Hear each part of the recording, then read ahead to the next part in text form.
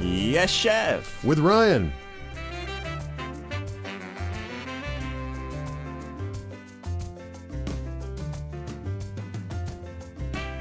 There are food ingredients that are used widely across the world, and one of them is eggs. And the thing is, we may use the same ingredients, but we may make different dishes with them depending on our cultural or regional backgrounds. So on today's Yes Chef, we'll talk about eggs that pair nicely with various dishes. So joining us again today is our global chef, Ryan, the head chef of Daily K.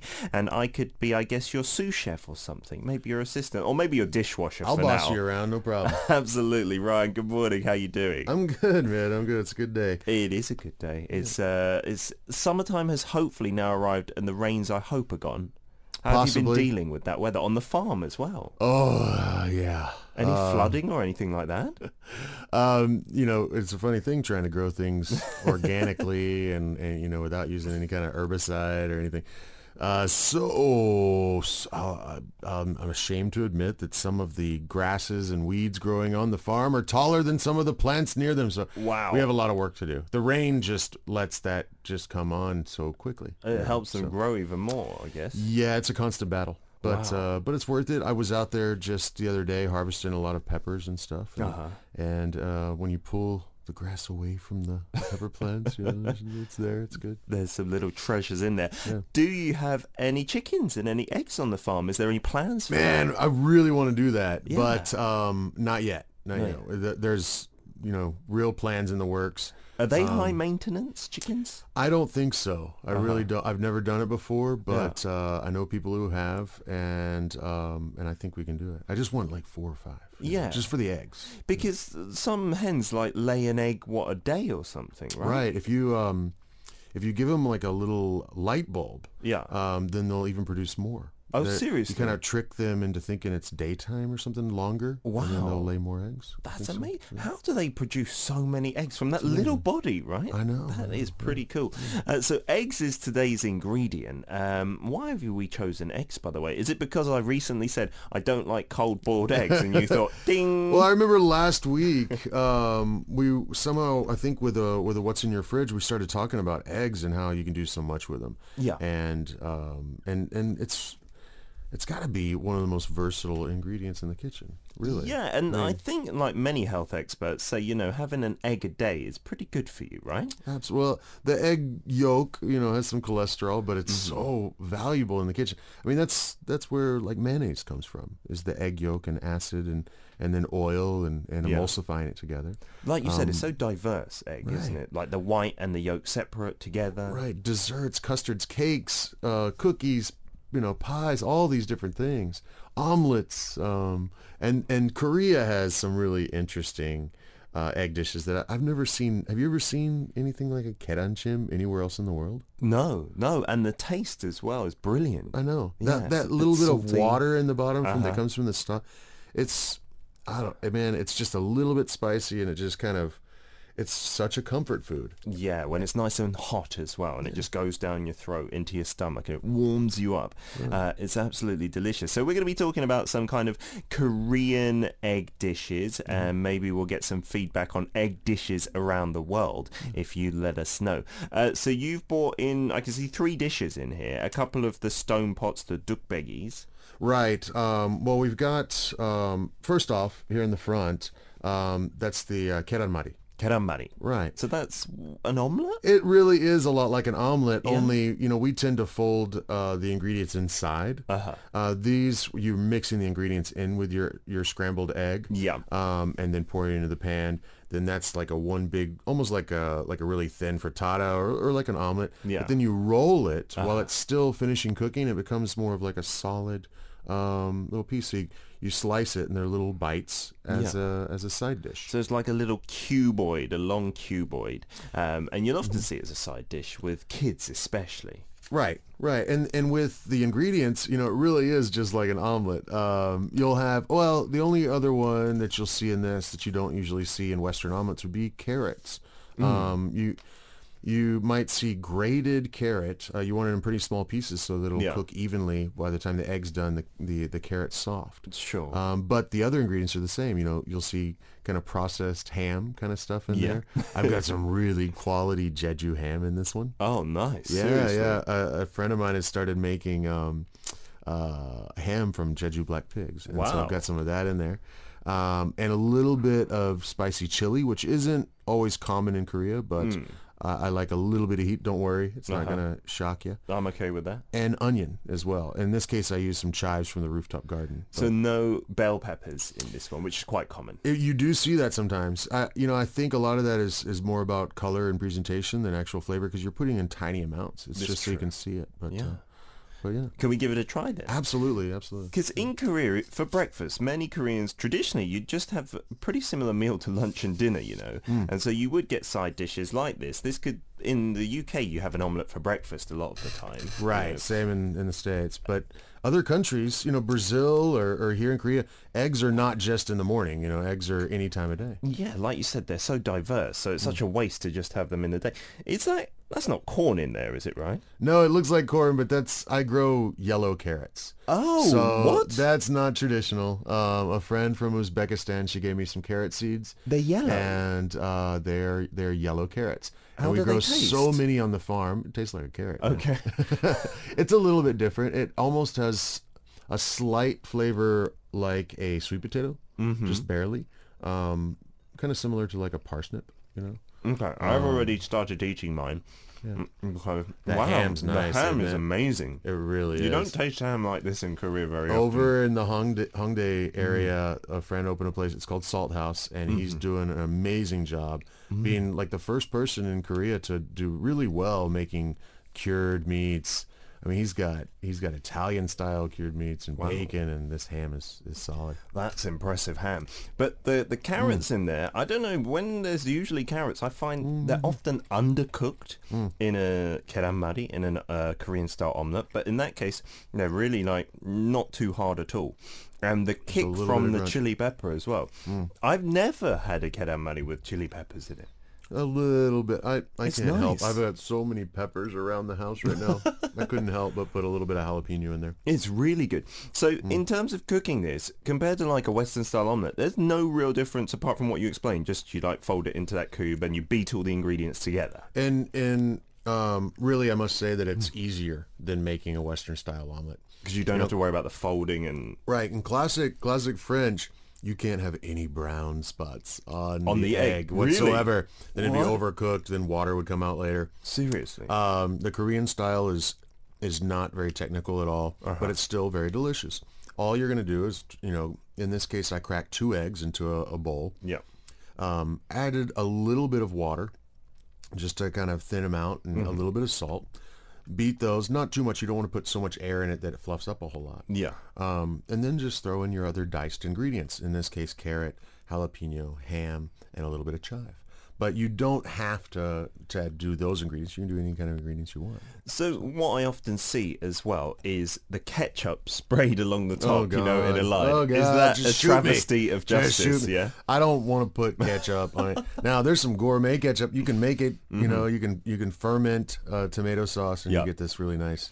Isn't that what the big H company does? I'll tell you, ketchup. There's something amazing about ketchup. Ketchup, they have found that it has this really nice balance of all the flavors that your tongue can Oh, really? perceive. They say like different parts of the tongue can perceive different flavors, and it can do all of them.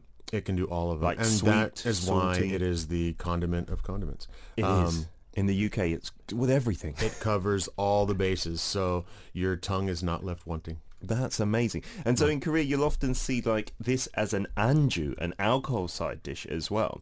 So when you're drinking, you have this with the ketchup sprayed on it. Yeah, You're not yeah. a big fan of it like that. No, I'm not. What I'm a big fan of is when you go into a place and they bring this out as a side dish with your like big on full set meal. Yeah, you know, with and the this rice, is just the one of soup. them. Yeah. And they'll sometimes brush the top with sesame oil, and there might be really delicate chopped vegetables inside, and the texture is really nice. They get it just right so where it's nice and smooth, kind of almost like a custard. They heat it up at that slower temperature. Okay. And it's have you ever had like a really nice like quiche or custard like that? I'm not a big quiche or custard fan. God. I'm sorry. But don't they give you sometimes in the Japanese restaurants as a starter that kind of that silk egg almost? Yes. And that's like that texture so smooth. you don't like. Yeah, I don't mind it. In that case, it's quite warm, but I don't like a quiche. I don't know why. But anyway, that kind of texture, I know what you're talking about, but that's a little harder to achieve, right? Well, it's such an amazing thing when you get a custard just right, and you can't really follow a lot of the recipes you might find online. You have to be careful that your eggs don't heat up too quickly or get too hot, because then you'll have the bubbles that'll form in, and you'll have more of like a scrambled egg or like an omelet than you have a custard. Yeah. It also requires quite a bit of cream.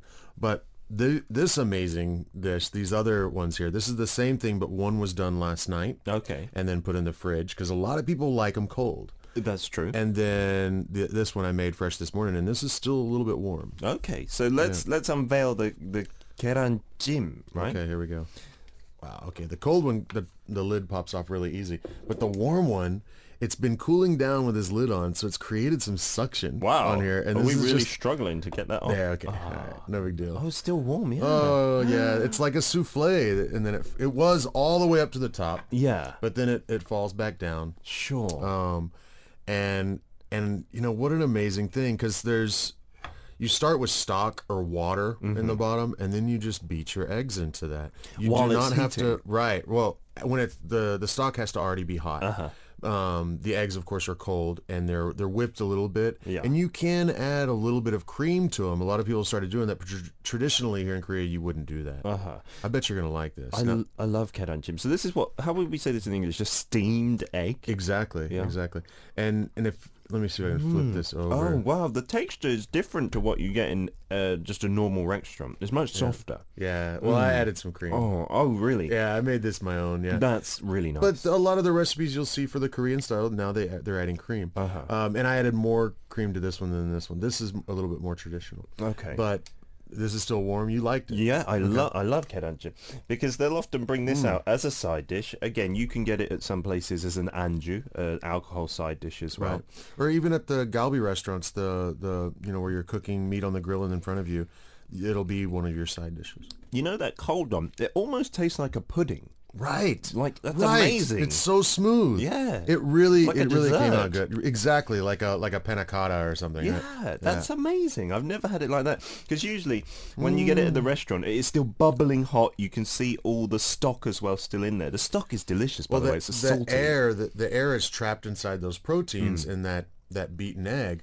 But, of course, after time, it's going to cool down. Yeah. And so that steam turns back into the stock or the water, and it takes up less space. So then it falls right back down. Oh, it's so good. So good. So we're going to talk more about eggs after a song break. We're going to eat more of these eggs during the song break. I can assure you. This is some ladies' code. So wonderful. We're back for part 2 of Yes Chef with Ryan in the studio talking all about eggs today. So many messages coming in. Eggs are a universal ingredient after all, I believe. We will also get on to Yes Chef a little later on with your ingredients and come up with some recipes. For the time being, let's read some messages related to eggs. Annie in Singapore says, I love today's food topic as I'm an egg lover. My mother used to make 3-color steamed egg. It's made with fresh hen's eggs, preserved century egg, and the yolk of a salted egg.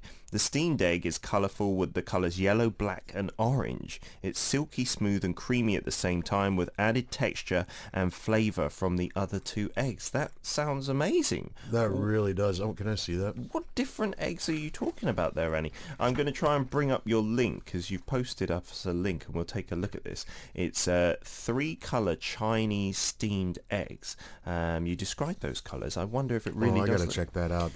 That really sounds cool. Wow. Okay, so this is what they look like, Ryan. If you look here, there's like a black one and a salted duck egg and century egg. Oh, duck eggs. They look pretty amazing. They look a little bit similar to the ones you get in the jjimjilbangs here. You know, the soy... Are they soy sauce? Yeah, kind soy of boiled salted, ones? boiled, yeah. They taste good as well. The Great and Powerful Roz from the US says there's a strong Latin influence here in Florida, and I've learned to love eggs. And I've also got my Filipino heritage. So the first item I ever learned how to make on my own as a teen was leche flan or lech flan. These milk flans are absolutely my favorite cheat foods or comfort foods. Yeah, same here. And in Brazil, it's called pujing, or Mexico flan. Okay. And wow. So she's saying my recipe required 8 egg yolks. Oh, yeah.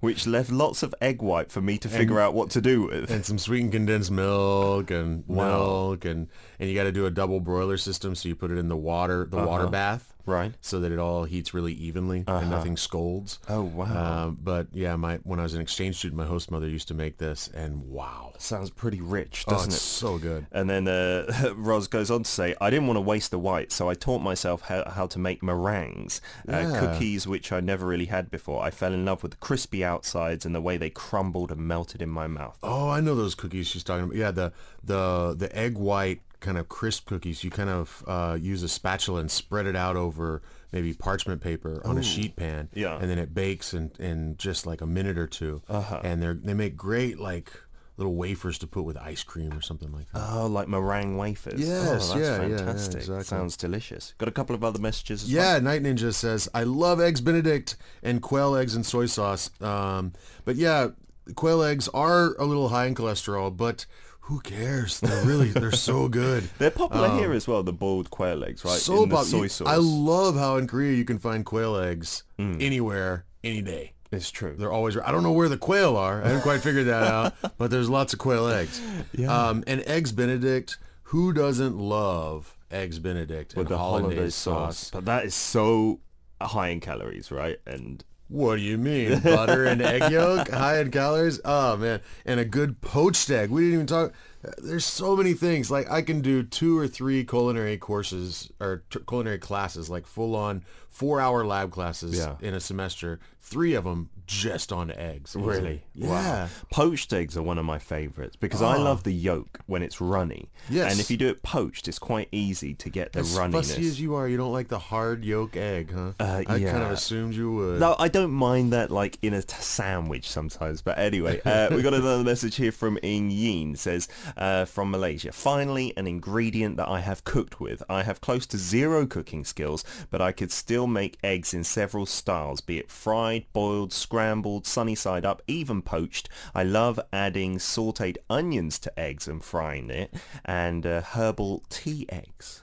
Salted onions is such an amazing trick that most people who even love to cook haven't figured out yet. If you just put a little salt on your diced onions before you add them into something, that salt is going to pull the onion flavor and moisture out faster and incorporate that flavor into whatever's nearby. That's amazing. So when you're doing hamburgers and you're going to put onions inside the patty, salt it first. Really? It'll be moistening your burger as it's cooking and drying, right? So yeah, it makes it really juicy. So definitely with the eggs, same kind of thing. Yeah. If you don't salt them, the moisture won't come out as fast. You do salt them, that flavor it'll soften up the eggs. Wow, it's amazing stuff. Yeah. And we have another message there. I do from Zaina in Malaysia.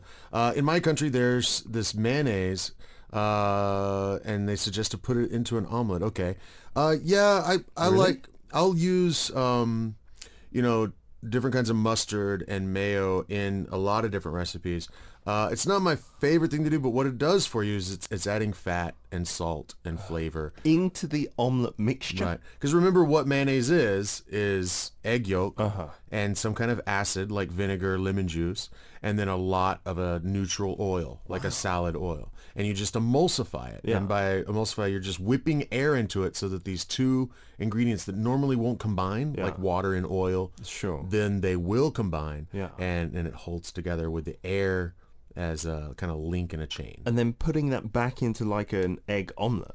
By doing that into the egg, then you're really adding more fat and flavor to that. Okay. And everybody loves mayonnaise, man. It's, well, maybe not everybody. I'm not a massive fan. I mean, I will eat it, but I don't crave it like some people with chips and stuff. I've got a chef friend here in town who makes this gourmet mayonnaise. He buys these high-price organic free-range eggs, and he makes this amazing mayo. And when you take a bite out of a sandwich with it, you really notice the mayo. Usually it's like in the background. But exactly. It's almost just like a creamy, just additive. So good. I love like the garlic mayonnaise, or when something's added to the mayonnaise. Yes, he makes a wasabi that's really nice. He makes a garlic. Sounds good. Incredible stuff. Delicious. Yeah. And then Annie says, being an egg fan, I also want to share another recipe of my favorite egg dish. This is Chinese egg pudding, and you've posted a picture. We'll check that out a bit later, Annie. But for the time being, we were talking about the keranjim, the steamed egg. So could we go through the process? Because it's very easy to make this at home, right? Right. Even if you don't have these stone pots, you could do it in just a little metal pot? Well, no, you do want something thick. Okay. And I'll tell you why. Okay, you're gonna, this guy is an earthenware tukbegi. It's an earthenware Korean pot, and then it has a lid. You do need a lid for it. What's nice about it being thick is that when it's finishing and you're turning it off, it'll retain a lot of the heat, not be scalding the egg, but still continue to steam it. So really simply, recipe-wise, you can just use water. In this case, I use stock, but a lot of times folks just use water, season it with a little bit of salt. And I'd say if you have something, your bowl, like tukbegi thing here, your earthenware pot, maybe a little less than halfway up with stock. Okay. Okay. And then a little less than 1-to-1. So that volume of that stock, you're going to beat eggs of that amount of volume. So in this case, I used 2 eggs, and this is about half full, and those were like medium or small size eggs. So then when I put those 2 liquids in together, it's still only about 3/4 full. The reason you want that is because it's going to steam and puff, and in both cases here, it lifted the lid a little bit when it was fully puffed up, and then it falls back down. Okay. But so you've got your stock really boiling, just the stock or the water in there. It's really boiling, and then you just whisk in your already beaten eggs into that for about 30 seconds. And just keep whisking for 30 Keep whisking for 30 seconds, maybe a minute, and then cover it, turn your heat down really low, and wait 5 minutes. And that's it. And voila. So simple. Now, other ingredients you might want to add, sometimes people will add like a kind of sweet rice wine, just a tiny bit, like a teaspoon. Maybe, of course, salt, maybe black pepper, maybe chives or chopped onions. Maybe some cream, like you said these days. I like to add a little cream. And it tasted almost like a dessert that way. Boy, oh boy. And I've seen sometimes you'll just see like the remnants on top of the tiny shrimp, for the saltiness. Right, because they're using that for the stock. Yeah. They probably just put water in and then toss in a few of those shrimp to season that water. I see. And then pour on the eggs. Yeah, it gives it a salty, almost a tiny fishy flavor, but it tastes delicious. So maybe you could add the equivalent in your country. And that is one of the favorite side dishes. Aside from this, egg is used in so many Korean dishes. I mean, you see it in the dolsot bibimbap. So in the stone pot bibimbap, you just crack open a raw egg, and then the heated stone pot will just cook it as you're mixing it with the rice, and it almost turns into like this vegetable egg fried rice. So good. Cracking an egg over the bokkeumbap on the griddle after you've finished your samgyeopsal or pork belly. You know, when they do the rice and the laver, and then crack an egg right over the top. I just and then love just that. Mix it all together. If you don't have eggs in your house, it's just kind of a sad morning or a sad day, isn't it? You're like, yeah, you kind of always have to have them around. Yeah, and then another thing that my wife often does is, in a Korean traditional lunch or dinner, you need a soup, right? And so if she hasn't prepared a soup and doesn't have many ingredients, just the kerangguk.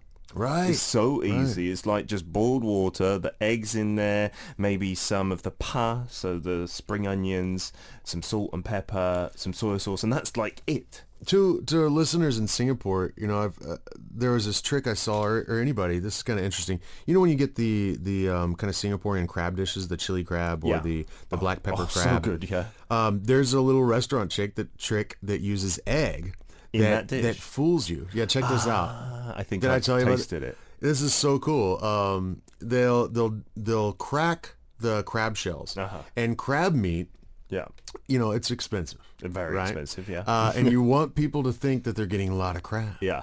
So as a finisher, you can take a little scrambled egg, and get it into that hot pot and just keep whisking it. Yeah. And it kind of ends up resembling a little bit like shredded crab meat. Yeah. Like shredded fresh crab meat. And the texture is a bit similar, right? And I think I had this probably 3 or 4 times before I realized that that's what they're doing, because the flavor of the crab is in that sauce. Yeah. So then it's in the egg. Okay. And texturally, that egg kind of can resemble that soft crab meat. It's such an interesting trick to kind of, expand, make your eyes feel like you're getting a whole lot more. Yeah, and it still tastes good as well. It doesn't feel like you're being cheated too much, No, right? not cheated. It's just a neat little trick. One last question before we get away from eggs. Will in Canada says, the eggs look so good, but I have a question. You said you don't stir it up too much, but when you look at it, you don't see the normal chunks of whole egg. So how is that managed? Well, these are basically eggs that you've beaten before you've put them in there. On the keramari, you don't have to beat the eggs too much. This is the one we were talking about. Don't beat it too much, because then it'll puff up because of the air trapped in there. But with the keranchim, yes, you do want to whisk them for, it's not like you're making a meringue or anything, but a good few minutes. Fantastic. Yeah. So that is what we've been talking about. Eggs, very nutritious. Like we said, the yolks may be a bit high in cholesterol, but fantastic to have in the fridge. You can check this segment out on YouTube. It will be uploaded shortly. And you can also check us out, #DailyK, 9 to 11 a.m. every single day for your latest news and cultural stuff from Korea on Arirang Radio's YouTube channel. Now it's time to get on to what's in your fridge. We've got quite a few early ones from Europe sent in as well. Yeah, Audrey in France, bonne nuit. We've got, wow, this is a good looking fridge. Okay, all right, duck breast. Ooh, nice. Love it. Yes. Pre-cooked giant squid. Pre-cooked Not a huge fan squid. of that one, sorry, Audrey. Okay, cucumbers, some cherry tomatoes. Pomelo. Do you know what a pomelo is? What is a pomelo? Not a portobello. If I'm correct, in Taiwan, I had these first time. It's a citrus that's the size of a volleyball. What? Yeah. Wow. And It's in kinda France? It's kind of like a light green. Sometimes it's kind of yellow. Okay. I didn't know you could find those in France, but if that is what I'm thinking of, that's amazing. It's a giant citrus, the largest kind of citrus I've ever seen. Okay. And a friend, even the little oil that'll come off the peel, it'll actually kind of squirt. You know how sometimes when you peel open a grapefruit or an orange, it squirts a little bit? Yeah. You can actually light that on fire. What? It's like citronella oil. I'm looking at the pomelo here, this giant citrus fruit. Huge. Yeah, and That's it looks kind of like an overgrown lime crossed with a pear. Right. But okay. Really thick. What does it taste like then? Like a grapefruit, but pretty sour. Okay. Very acidic. Yeah. I'd love to give that a try. Wild blueberries also here. Let's see, and some sheep's milk cheese. Yum yum. Sheep milk cheese. Wow. And eggs. Okay, I can't not focus on the protein here. The duck breast, and the pomelo. I'm kind of curious. Duck breast is really rich and heavy. I just love it. And one of my favorite things to do is to kind of half cure it. So a mixture of 1-to-1 sugar and salt on that duck breast, and just leave it in the fridge maybe for 6 hours or so. Okay. And then wash that off, and it'll be perfectly seasoned. That's it. It'll be perfectly seasoned. And you leave then the skin on, right? On yeah. the The fat. Part. Yeah. Oh yeah. Don't trim the fat off. No. And then you take that, rinsed off, and that texture will be a little bit different. It makes it caramelize so quickly in a hot pan. So you can put it down in a pan. You don't have to put any oil in the pan, because that duck breast is just going to render off all that amazing no duck oil fat. at all. None. You just lay it down in a hot pan. On the skin side first? On the skin side first, and sear it off, and then maybe finish it in the oven. While that's going, I would attempt some kind of a sauce with the pomelo, and here's why.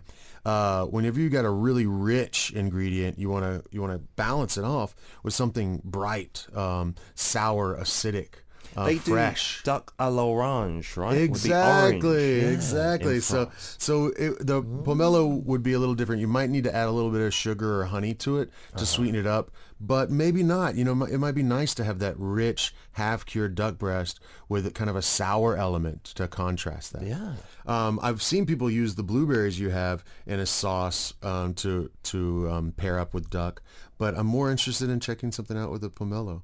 That'd be so cool. Please do that and show us, Audrey. I'd love to see the results of that.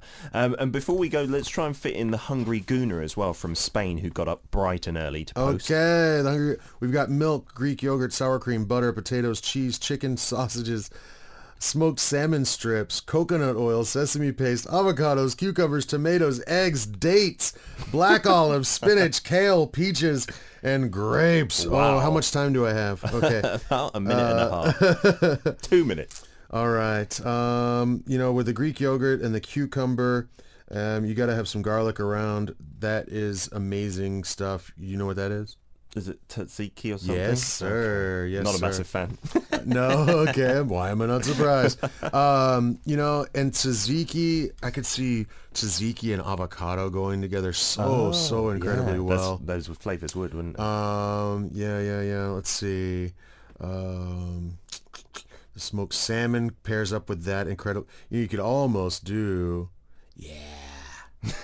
I can see Ryan's mind working. I don't see. Yeah. Okay. They're the eggs. Okay. Why don't we build some kind of crazy eggs Benedict out of this? Oh, with the smoked Something salmon. really yeah? fun. Yeah. With the smoked salmon, with the avocado. Use the tzatziki instead of a hollandaise, so it'll be a Ooh. healthier version. Wow. And with your potatoes, I don't see any kind of bread element here for like the English muffin that usually goes underneath.